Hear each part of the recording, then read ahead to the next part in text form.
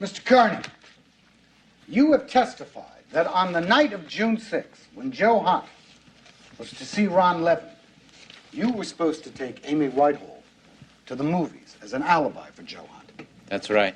Did you go to the movies that night? Yes. Afterwards, what did you do? I went home. You share an apartment with Mr. Hunt and Miss Amy Whitehall. Did you see Joe Hunt that night before you went to the movies? Yes, he was at his desk in his bedroom, looking at those lists. Did you see him afterwards when you came back home? No, I went to my room and went to sleep. The next morning, did you see Mr. Hunt? Yes. Despierta. Lo hemos conseguido. Ron Levin ha muerto. Tenemos un cheque de su cuenta en Suiza por $1,5 millones y un contrato firmado por Levin invirtiendo en el ciclotrón que explica la cifra de ese cheque. Vístete, vamos a dar una vuelta.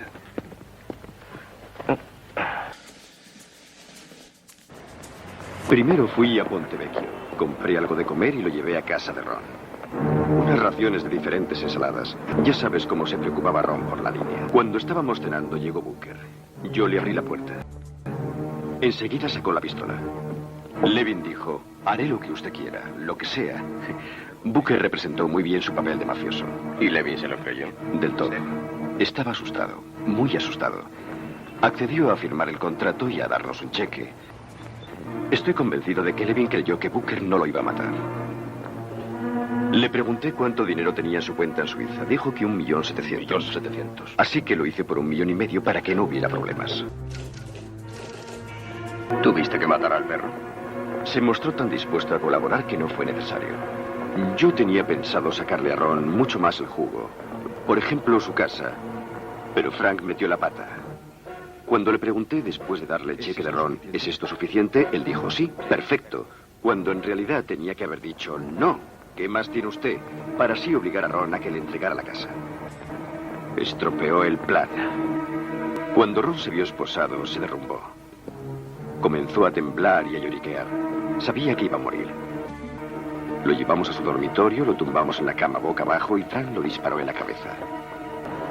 Me sorprendió que su último aliento fuera algo así como... Empezó a desangrarse, de modo que lo metimos en un saco y lo llevamos al coche. Estábamos algo nerviosos porque Frank lo había matado antes de lo previsto y el cuerpo de Levin pesaba muchísimo. Metimos el cadáver en el maletero del Mercedes. No cabía bien y al cerrar se rompió la cerradura. Por fin llegamos a Silent Canyon, donde Frank había cavado una fosa. Echamos el cuerpo de Levin, cogimos un rifle y le disparamos un montón de veces para que no reconocieran el cuerpo si lo encontraban. Nos hartamos de disparar. Uno de los tiros le dio en la cabeza. Y los sesos salieron volando, yendo a caer sobre su pecho. Fue curioso, aunque algo siniestro. Y también sucedió otra cosa. Cuando pusimos el cuerpo de Levin en el saco, metimos dentro sin darnos cuenta el mando a distancia del televisor. Así que hay un Ron Levin en una fosa de Silent Canyon y otro en el Hotel Brad House de Nueva York que paga con su tarjeta de crédito. Frank no pensaba dejarse ver, pero desde luego dejaría constancia de que Levin había estado en Nueva York como habíamos previsto. That same day, we took the check to the bank and discovered it would take a month for a Swiss check to clear. We opened an account at the World Trade Bank and sent the check through. Joe hizo fotocopias del cheque y las repartió entre nosotros. Fue muy divertido. Todd, toma un cheque por $1,5 millones. No lo des que es una fotocopia. Has hecho bien diciéndoselo. Dinero fotocopiado. Y otro para ti, Oscar. Vaya, vaya. De modo que al final salió lo de Ron Levin. ¿En qué he invertido? Nada más y nada menos que en el ciclotrón. Joe, perdona.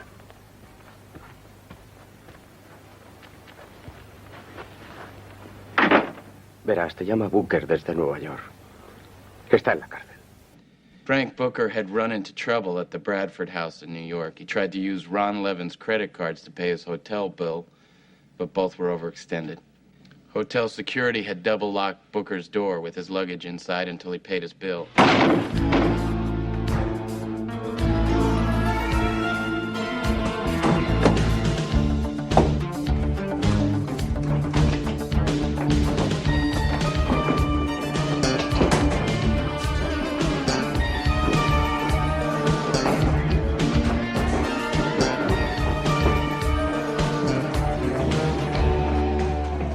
apartment, sir. What are you doing coming down the stairwell? The elevator doesn't work. What's your room number? 426.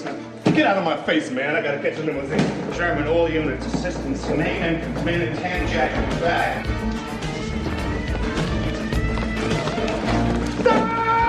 Come on, man. There are 4 of us, and we're all armed.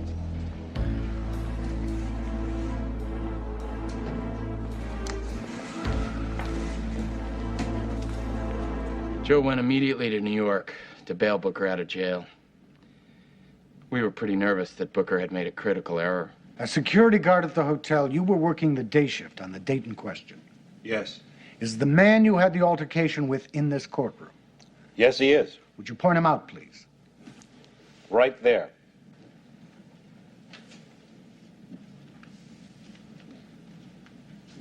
Would Mr. Booker please stand?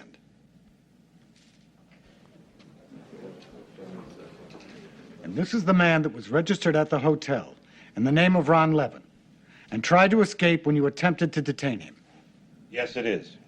Let the record show that this is Frank Booker. Did you see Joe Hunt when he returned from New York to get Booker out of jail? Yes. Booker's out, and nothing was blown. Now, you want to tell me what's wrong?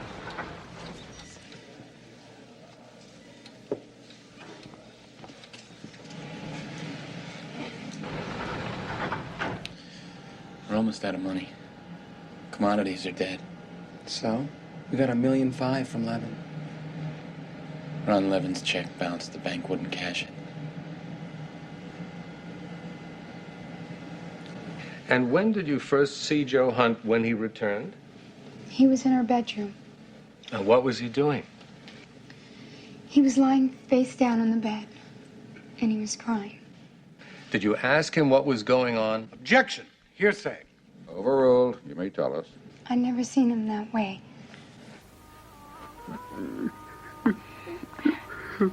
Cariño. Cariño, ¿qué te pasa? No quiero que me veas así. Vete. Déjame. Por favor. Quiero estar solo. No quiero que me veas así. ¿Qué te ocurre?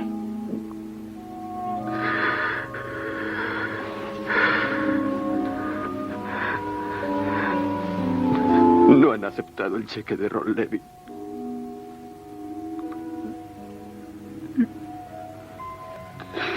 Me ha vuelto a engañar. ¿Qué les voy a decir a los inversores? Se burlarán. Se reirán de mí. ¿Qué voy a hacer? Tranquilízate. Son tus amigos, Joe.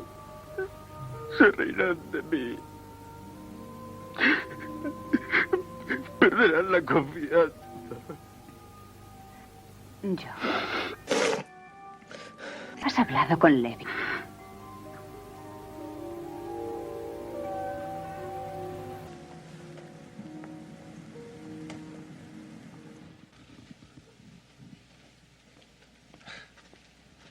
Hey, does anybody work here anymore?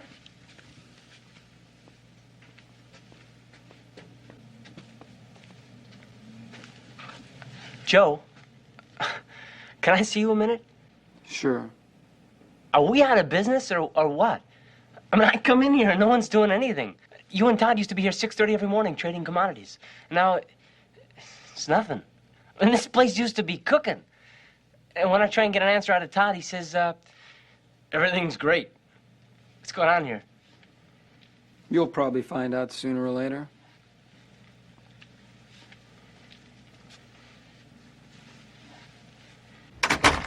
I killed Ron Levin in New York.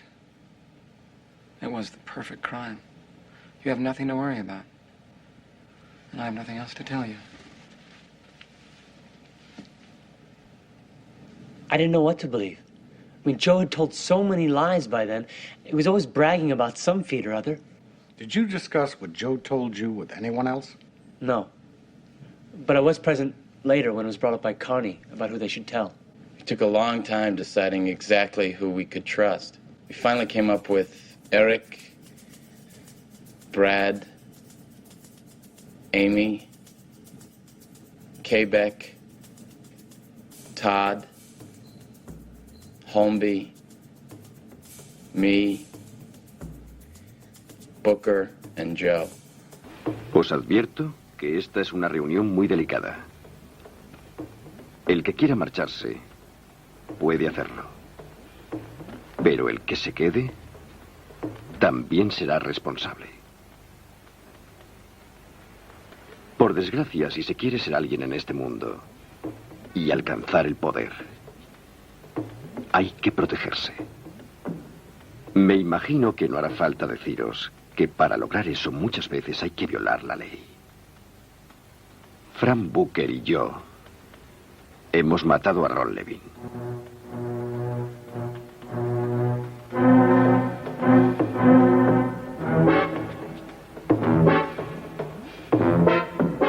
Todo salió bien. Fue el crimen perfecto. Please continue, Mr. Carney. Joe was pacing. Do you remember when I gave each of you a test? It was about finding a line that you wouldn't cross. And then I gave you a situation in which you crossed it. Well, I just took that test in reality. A situation occurred in which I had to cross that line. And I passed the test. And you all are now a part of it. There comes a time when everybody must cross that line if they are going to achieve their dreams. Now, if anybody goes to the police or anything like that, you'll end up in the East River. You can drop out or go fishing in the Adirondacks, but don't talk to anyone about this meeting. No, I didn't understand why Joe Hunt told everybody he'd killed Ron Levin. I see. Then at that time, how did you interpret his action?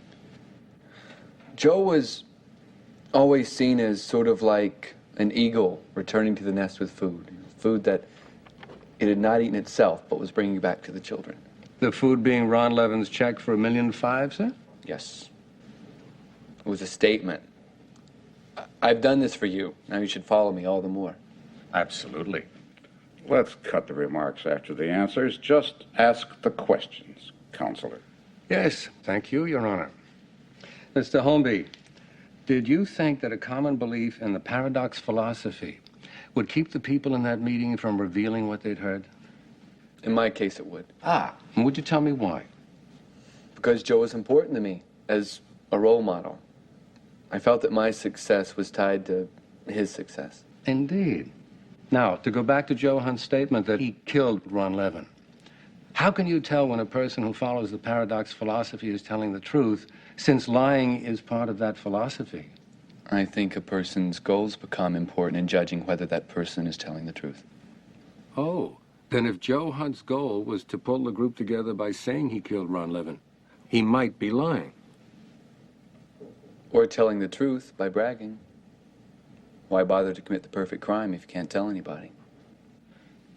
Mr. Fairmont, immediately after Joe Hunt's confession, did you talk with anyone? No. I was confused. I sort of withdrew into myself.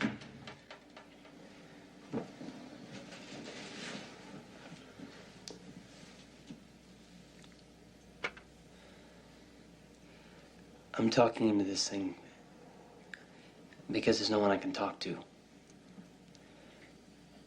Maybe it'll be sort of a diary in case something happens to me. But if Joe and Frank did kill Levin, then anyone I tell is in danger. Chris, Dad, Mom. The problem is, I still don't know if I believe Joe did it. I mean, even though he's told me twice, he's such a manipulator, always bragging for effect.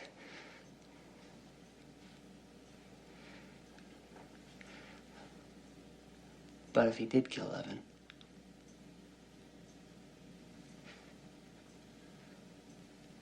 what do I do? Oh, God. Now I want to talk to Chris. When you went to work the next day after Joe's confession, was Chris Fairmount at the warehouse? Yes.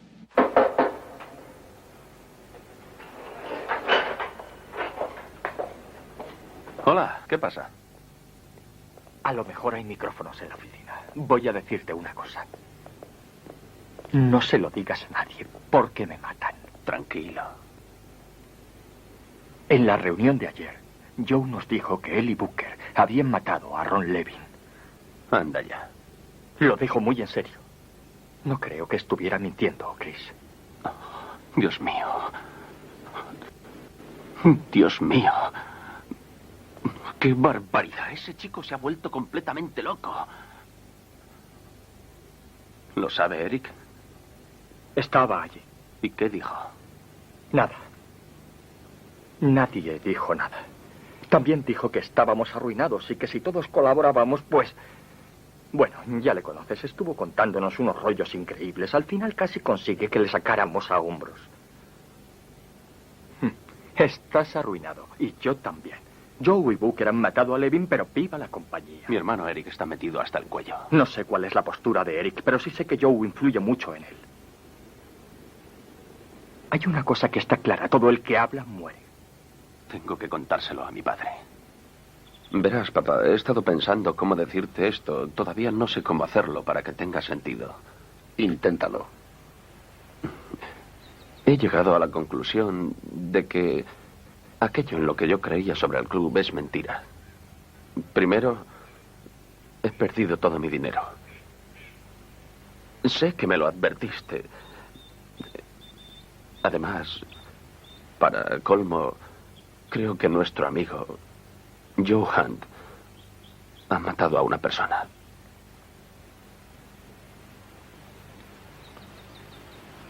Papá, no sé qué hacer. ¿Qué tiene que ver Eric en todo esto? No lo sabemos, pero lo que sí sabemos es que Joe le tiene absorbido el seso. En la reunión que hubo... No quiero que me cuentes los detalles. Resérvalos para tu abogado. Si estás involucrado, intentaré sacarte del lío. Soy Christopher Fairmont. Póngame con Walter Torwell, por favor. Walter, tengo un caso para ti. Se trata de mi hijo. ¿Cómo era la moral del grupo? No witnesses. And a chronic liar has told you that he killed a man who so far isn't missing. Now, that's real neat, fellas. We understand the problem. What do we do about it? Shouldn't we go to the police?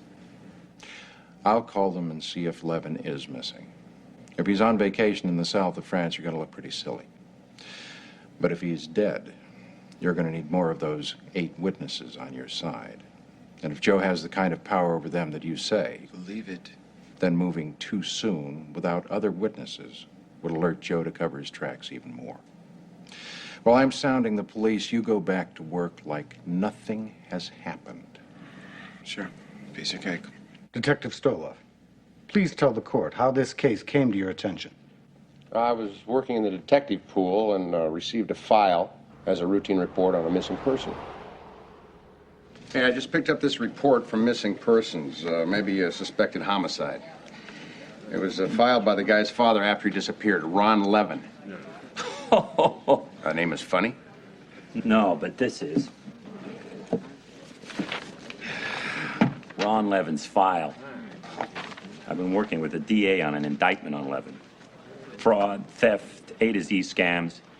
Levin's a self-professed con man. Takes pride in it. Quite a character. Thanks. Con men disappear all the time. What was your understanding of the financial situation at this time? Joe explained that the investors' money had been diverted to meet business expenses, and that the rest had been lost in the market. How would you describe the morale? Mala. Una de las razones para decir a todo el mundo lo del asesinato de Levin era tratar de unir al grupo, pero no ocurrió eso. Joe pensó que nos animaríamos con una fiesta de cumpleaños en casa de Bob Holby. Se las había arreglado para conseguir $20,000 en efectivo. ¡Fijaos qué moto! ¡Es maravillosa! ¡Increíble!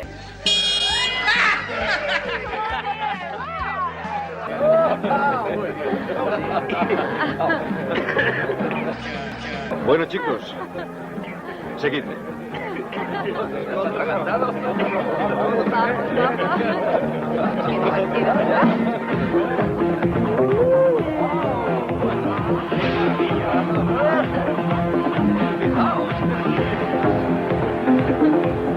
¿Qué os parece? Nuevas atracciones para el equipo para mí, el Vamos a por ella. Esa para nosotros. Esta para mí. Esta.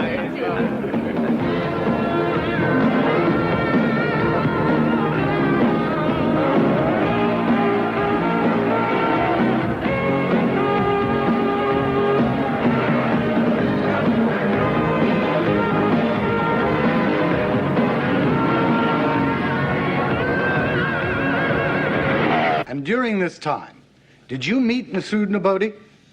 Yes, at Bob Holmby's party.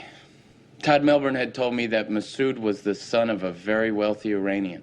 Masood wanted to talk to Joe about the BBC. And I would be very interested to meet and talk more. My father is a former member of the Iranian parliament. Now he is an import. As Melbourne told you, our specialty is investing in commodities. What does your father import? Opium. There's a commodity. No offense, Masood, but drugs aren't my style. I keep the temple pure. I agree, Mr. Hunt. I was thinking more along different lines also.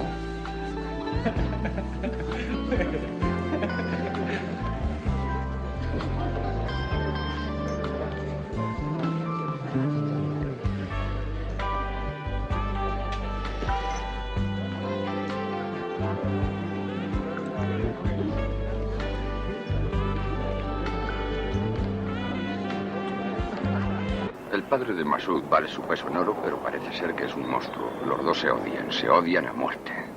¿Qué quiere Masood? Quedarse con todo el dinero de su padre, obligarle a que le deje todo. ¿Te ha dicho cómo? Masood es el hijo mayor, es decir, podrá ser el heredero si consigue obligar al viejo a renunciar a sus bienes. ¿Por qué deseaban meterse en ese asunto familiar los del grupo? Pues porque necesitábamos dinero para mantener el club. ¿Y qué fue lo que hicieron? Reunirnos con Masood. Su capital es de unos 30 millones de dólares, quizá más. Gracias a la posición que ocupaba en el gobierno iraní, evadió dinero a varios países, Suiza, Alemania. ¿Cómo lo haremos? Después de una larga discusión acordamos secuestrarle y obligarle a cedernos su dinero. Luego le mataríamos. No podíamos correr el riesgo de dejarle vivo. Como mi padre es un enemigo del ayatolá, todos darán por hecho que se trata de un acto terrorista. Por motivos políticos. ¿No sospecharán de nosotros? Ya ha pasado más de un mes y nadie echa de menos a quien tú sabes. Muy bien, Masood. Lo discutiremos. Te llamaré con lo que sea.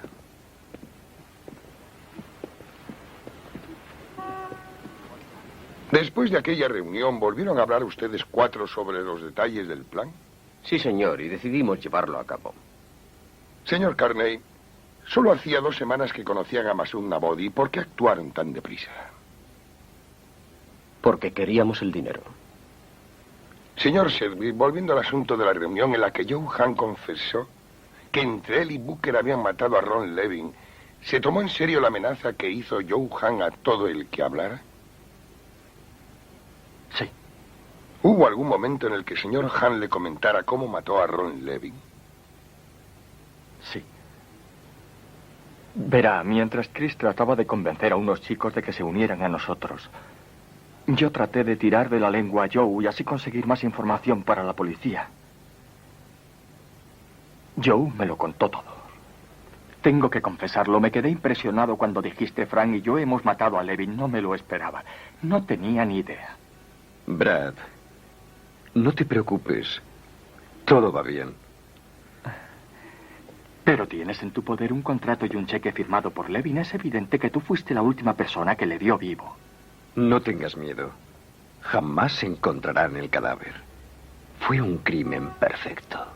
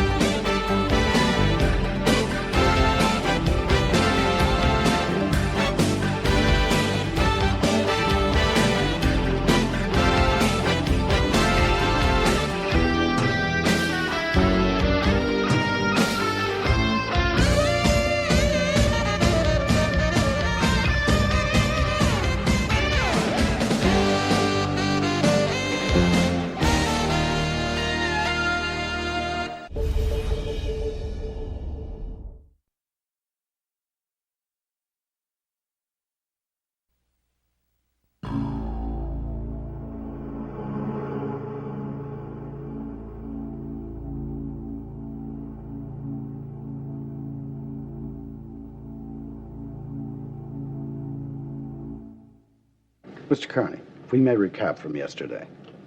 When you were making out this list regarding Mr. Nabodi, you had already determined to kill him after you forced him to sign over his assets? Yes. That means in less than 2 months, after Joe Hunt confessed to you that he and Frank Booker had killed Ron Levin, you and Joe Hunt were planning a second murder? That's correct. What was your hurry? The company needed money. I see. You get away with Levin's murder for $1.5 million. So why not kill Mr. Nabodi for $30 million? Yes, that is big business.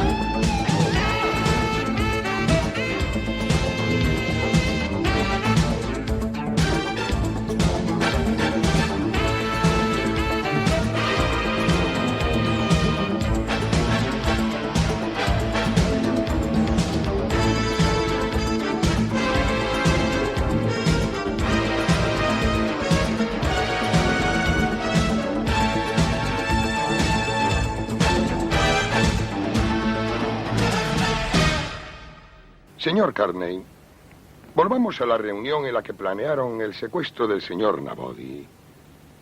¿Podría explicarnos algo más sobre ese plan tan elaborado? El señor Nabodi vivía en Belmont, cerca de San Francisco. Teníamos que ir en coche desde Los Ángeles, entrar en su casa, secuestrarle y traérnoslo aquí. Además, necesitábamos un sitio donde pudiéramos ocultarlo y convencerle para que cediera todo su dinero a su hijo Masood. Nos reunimos en el apartamento de Todd Melbourne.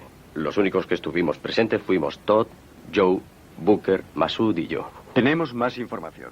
Tomad nota. Primero, tengo unas órdenes de inversión para que las firme el señor Nabodi por si se ablanda cuando se ve atrapado. No servirá. Mi padre es un hombre difícil.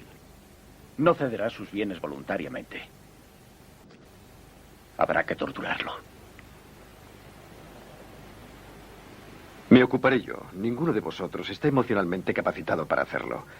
Consultaré algunos libros sobre torturas. Hay que hacerlo bien. Una vez se enfadó con mi hermano. La única condición que puso para dejarle entrar en casa fue que se apagara el cigarrillo en la palma de la mano. Qué simpático. Segundo, hay que buscar un escondite. Alquilaremos algo aislado. El proceso de tortura puede llevarnos semanas. Muy bien, Todd y yo miraremos en algunos sitios. Serán muy caros. Van a empezar las Olimpiadas. Cloroformo. De eso me encargo yo. Compraremos un ambientador. No conviene que el lugar donde tengamos a tu padre huela a hospital.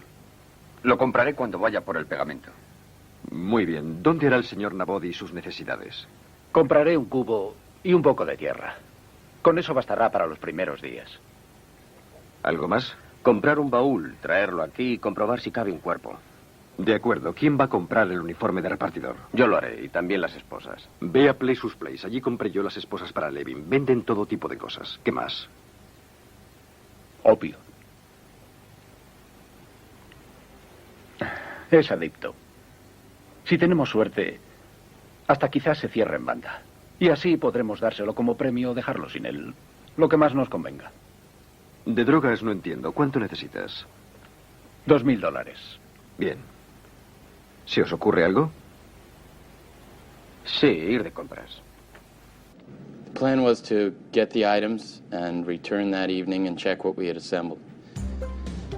I went to the Pleasure Palace where Joe said he bought the handcuffs for Ron Levin.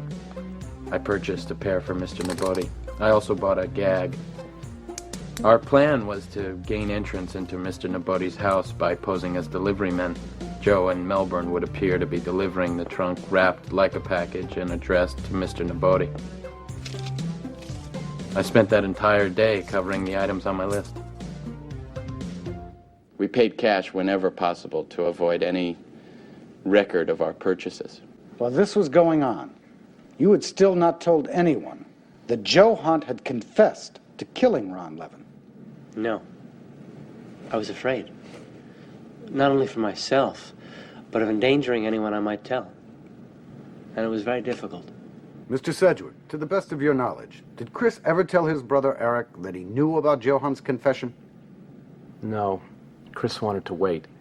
He wanted to know just how Eric felt about the BBC. Appreciate the ride, buddy. My car isn't going to be fixed until tomorrow. Well, we probably shouldn't be taking polo lessons anyhow, the way things are going at the office. We already signed up.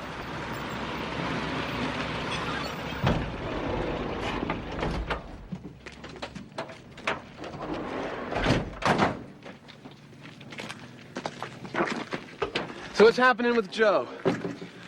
Oh, you know, it's hard to tell. Making any progress on commodities? Frankly, I don't think he's doing too much of anything. I think we may have to wait a while on that $300,000 he promised. Easy come, easy go. You know, I get the feeling that something's going on. I mean, it's no big secret that the business is going to hell, but everybody's acting really weird. Weird? Things don't seem any stranger than usual. I mean, you know Joe. Listen, Eric, we've had our differences, but let's be honest. I think the BBC's in real big trouble. What would happen if Joe wasn't there? I guess Melbourne and I would run the BBC. You'd stay loyal to the BBC? Sure. That's all I got. Thanks for the ride. You coming? Yeah. At least we know where his loyalty lies.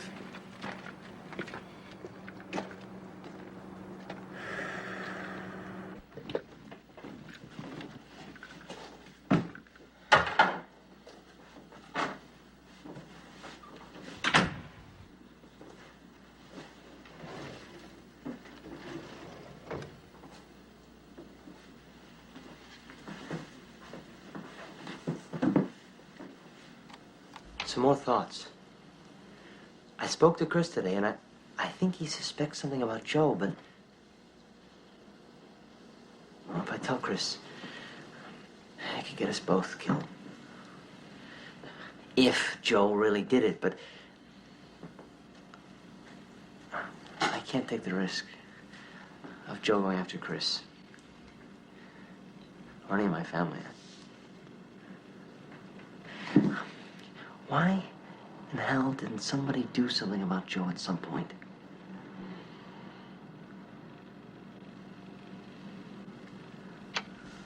Why didn't I? I'm somebody. And did you rent a safe house? Joe and I looked at several places. They were all unsuitable for one reason or another, till we found a house that seemed perfect. You could sublet with a deposit for any damage, and there's an unusual feature. Inside the closet of the master bedroom, there's a hidden door that goes down into the basement. Oh, I can't imagine why anyone would want anything like that. A few days later, I paid $9,000 cash for 6 weeks' rent on the house. Where were Joe Hunt, Massoud, Melbourne, and Booker at this time? They'd driven to San Francisco and stayed at a motel. After renting the safe house, I flew to San Francisco, and I took a cab and met them at the motel. We recapped our plan. Todd, Joe, and Booker were in delivery outfits. Booker was to gain access to the building and let Joe and Melbourne in the side gate.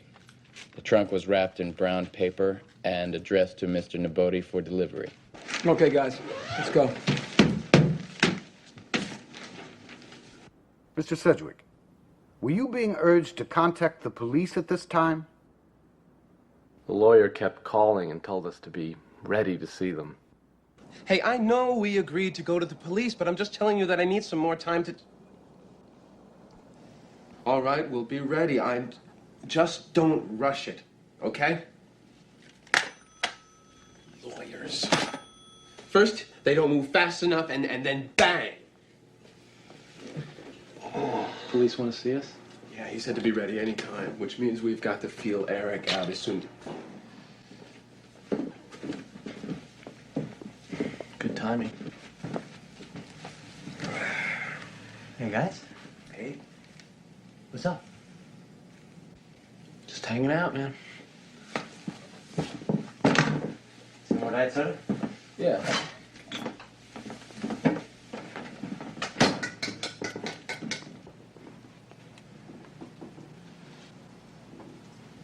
Eric, is there something you want to tell me?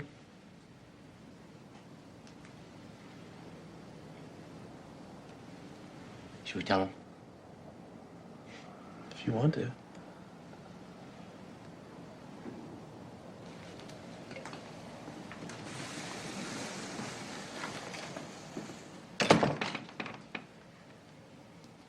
The Sunday before last, there was a meeting.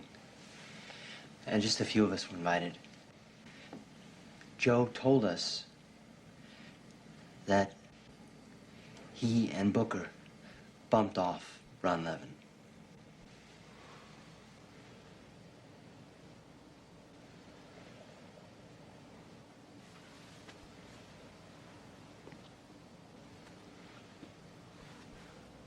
I know about it. Brad and I want to secretly recruit some of the other guys before we go to the police. Oh, my God. Oh, my God. I thought I was alone. Oh, my God, I can't believe it. I can't believe it. All right. Oh, why the hell didn't somebody tell me? Oh, man. Oh, God. You nut. Oh, God. And I can honestly say that moment with Chris was the greatest day of my life. Mr. Carney, would you please explain about the vehicles you were using and exactly what occurred? Yes. First, Joe was driving his father's pickup with camper. Massoud and Booker were in one of the Mercedes from our company. Massoud pulled over and let Booker out so he could gain entrance to the house.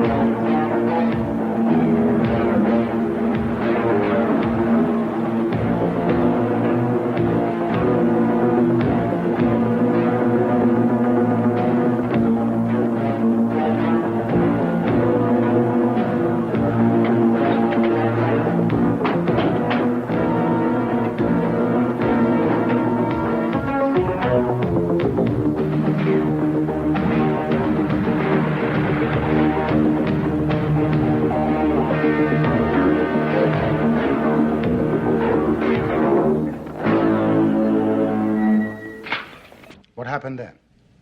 I waited. For how long? Must have been about 10 minutes. After 10 minutes, what happened? Échanos una mano. de aquí.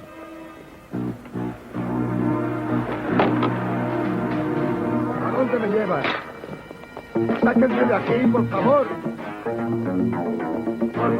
Por favor, sáquenme de aquí. Estoy ahogando. ¡Socorro! Estoy ahogando. Sáquenme de aquí. ¿A dónde me llevan?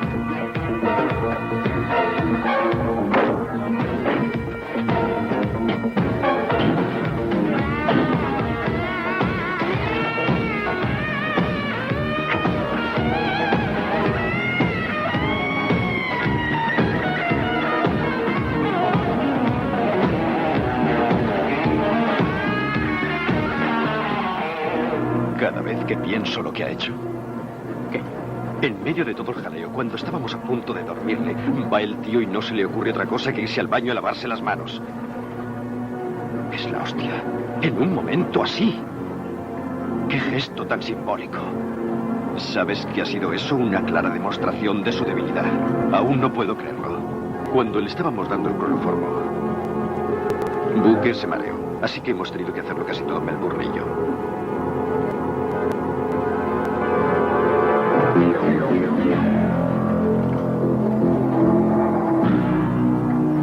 Ahí está el camión.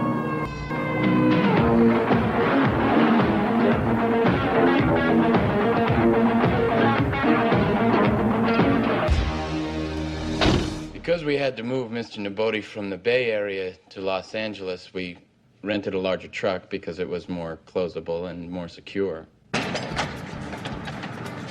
So far, so good. You're gonna stay up in the Bay Area and keep your eyes open, right? We want to hear any reports that he's being missing. I'd better keep an eye out for my father's girlfriend to see what she does. No, we're running late. Let's make the switch.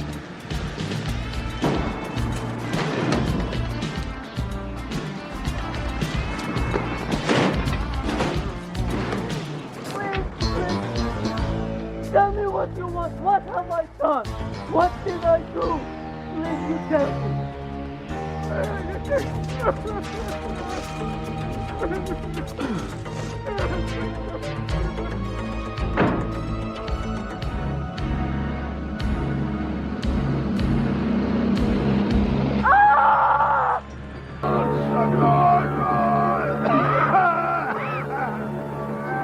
¿Cuánto tiempo duraron los gritos, señor Carney?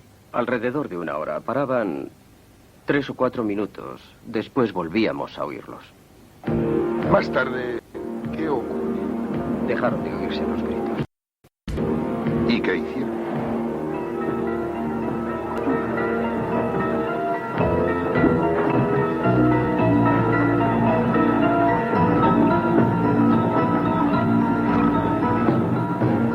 Decidí hacer unos agujeros en el baúl para que pudiera respirar.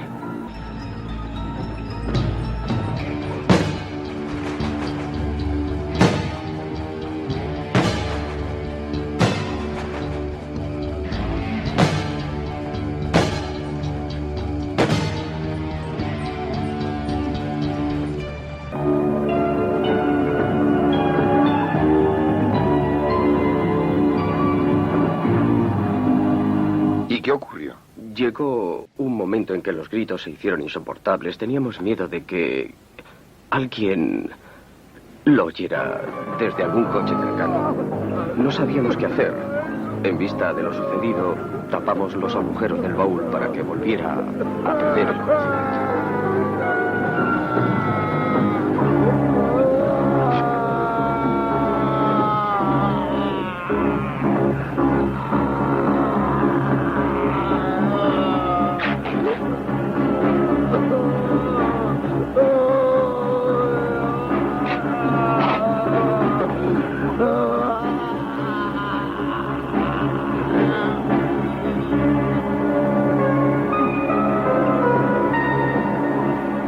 ¿Qué pasó cuando taparon los agujeros? Que al poco rato dejó de gritar. Nos asustamos y los volvimos a destapar.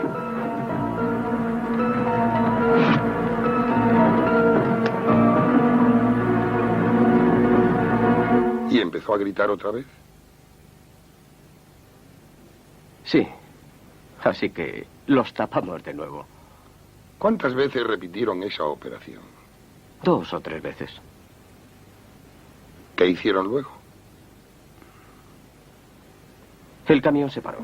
Joe dijo que las luces de atrás no funcionaban. Entre todos decidimos que era más seguro trasladar el baúl a la camioneta y no arriesgarnos a que los de tráfico nos pararan por la carretera.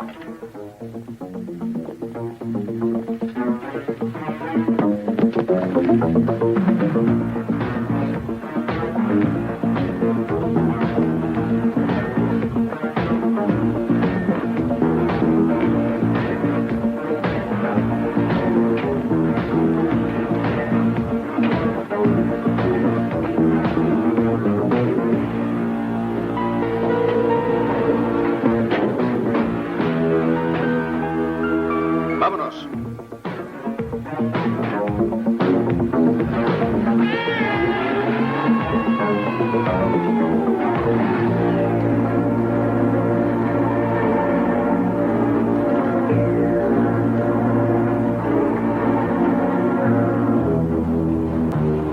eche un vistazo. After a while, Joe told me to crawl into the back and check the trunk. Why? Because sounds had stopped coming from the trunk, and Joe wanted to see if Mr. Nabodi was still alive. Check him out.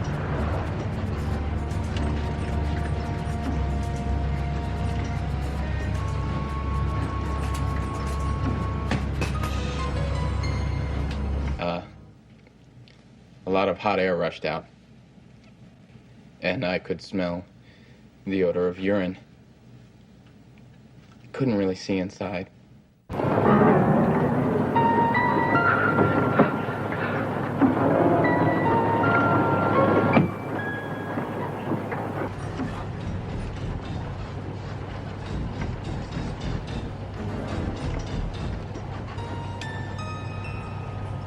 Let me stop you for a moment.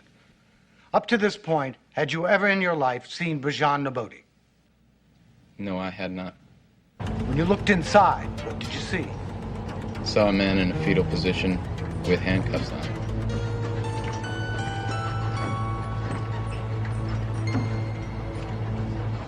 Voy a enseñarle una fotografía a ver si lo reconoce.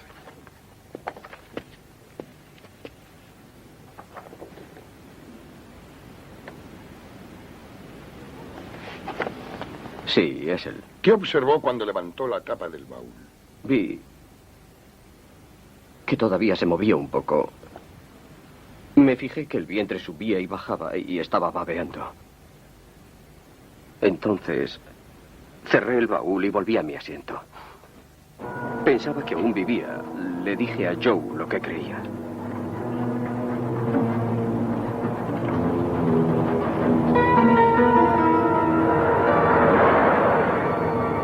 En aquel momento, ¿los agujeros estaban tapados o destapados? Llevaban bastante rato destapados. ¿Cuánto tiempo se quedó usted en su asiento esa vez? 5 o 10 minutos. Señor Carney, díganos si durante ese rato oyó usted algún ruido del interior del baúl. No. ¿Qué hizo? Me arrastré hasta el baúl. Lo abrí y comprobé si le seguía latiendo el corazón.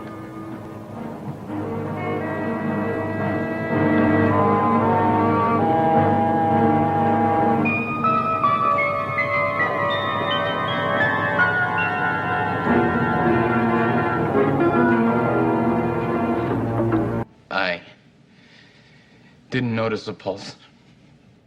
I wasn't sure if I even knew how to check for a pulse. So I did it a number of times.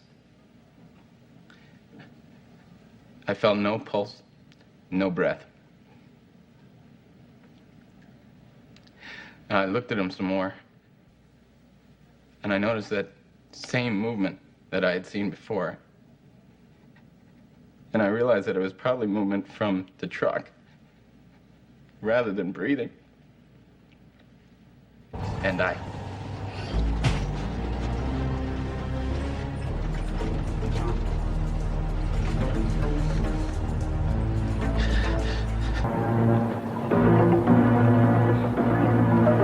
Creo que está muerto.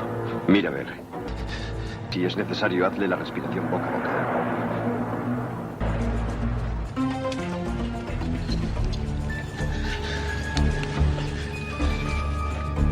Did you check again? No. No, I didn't. Why not? Well, I was scared. But I was also sure he was dead. And I just...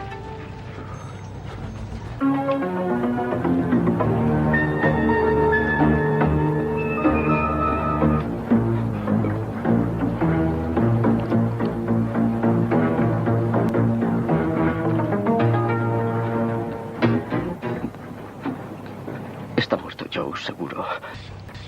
Es inútil intentarlo. Vaya.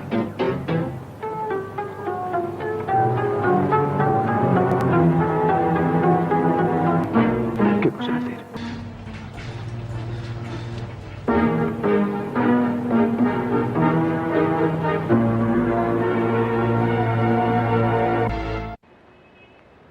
When you told Joe Hunt Mr. Nabodi was dead, What did Joe do? He was very calm, soothing me because I was upset. He was trying to be positive about the situation. There are still plenty of things we can do. We still have Masood, he's the key, and he's on our side. We can still manage to get what we want from the situation. The most important thing right now is that Frank Booker not find out that Nabodi is dead. Understand? Frank would be really upset if he knew that we'd fouled up our part of the plan. It was something that we could have prevented. I don't want Frank to lose confidence in us or in me. When we get back to Los Angeles, you tell him to go on home, that we'll take Nabodi to the safe house, then we'll tell him something later. Agreed?